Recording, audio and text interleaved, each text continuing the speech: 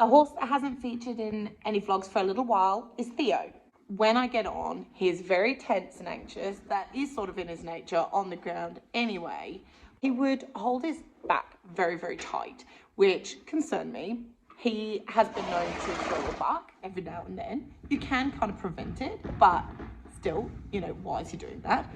And the odd time when I've lunged him, he could sort of bunny hop a little bit, sometimes go disunited. I had a gut feeling that something was going on, whether it was sacroiliac pain, hock pain, kissing spines, and I just wanted to rule it out.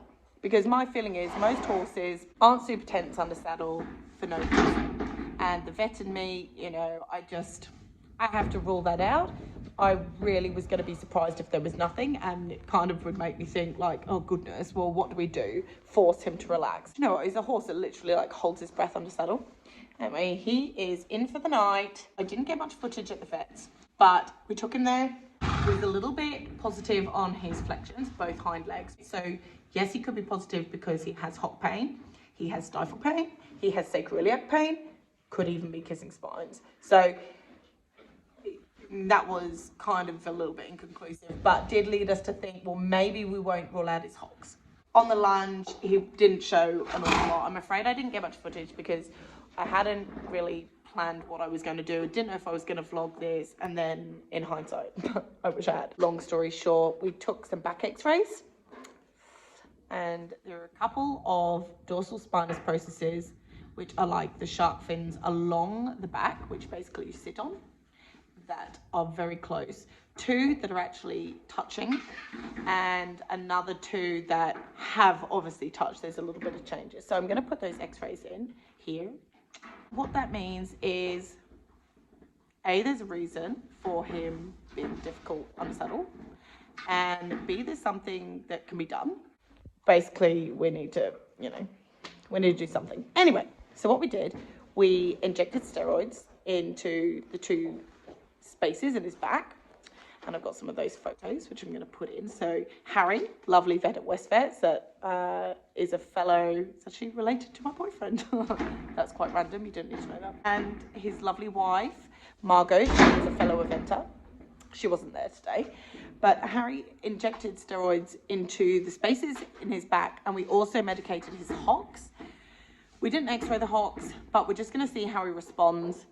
We didn't inject the sacroiliac, so we know there's a positive in the back. Okay, we know, we can see that on the x-ray. The hocks, we're suspecting from the flexing, and we're going to see.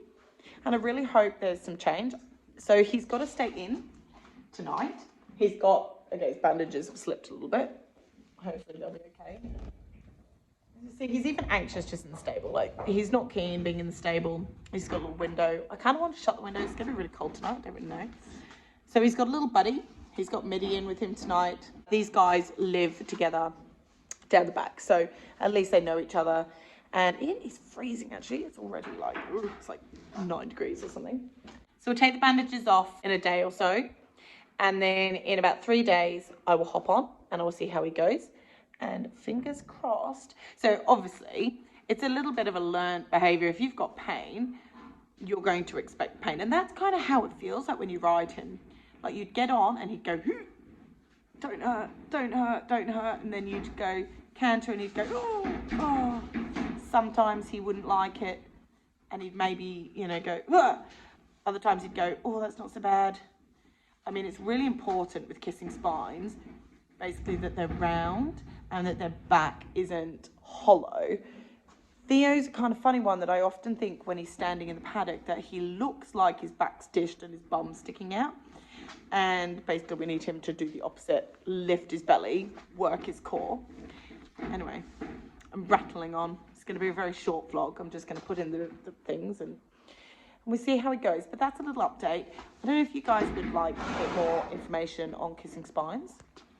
I've had multiple clients. I had a client's horse that was here that was really strange under saddle and difficult, and I got bonked off, and we referred it. We checked him out, and he had multiple issues, but pretty bad kissing spines. And another friend of mine at the event, her horse had kissing spines. Jillian, you may have met her ages ago in some event vlogs from last year. And it's just something that's really important. And yeah, it can be hard to pick up. But yeah, if you guys would like to know more, or you're interested, or you have any questions about Theo, or what we're going to do, because that's another thing, you know, going on from this. If he responds to the steroids and we get a positive response, then we need to look at doing surgery. So, joy, more money for a horse that I was planning on hopefully riding and selling. Not spending lots of money, but that's horses for you. That's how it goes, and it's not fair for him to be in pain. And he is my beautiful mid-leg. So far, Middy. Okay, I'm not even going to say he hasn't cost me thousands, but beautiful boy. And Middy's been doing some good dressage, haven't you, Middy? Okay, let's not get distracted. I'm just currently waiting because Middy's going in this stable. My arm's getting very sore. Waiting for the Protec to fully dissolve and go. Soon. It is nearly 8 o'clock. No, it is 8 o'clock. Ugh, I want to go in. Anyway, thanks guys. Sorry for the really boring short video. Night night, baby. Night night, boys. Night night. Night night. Oh, good boy.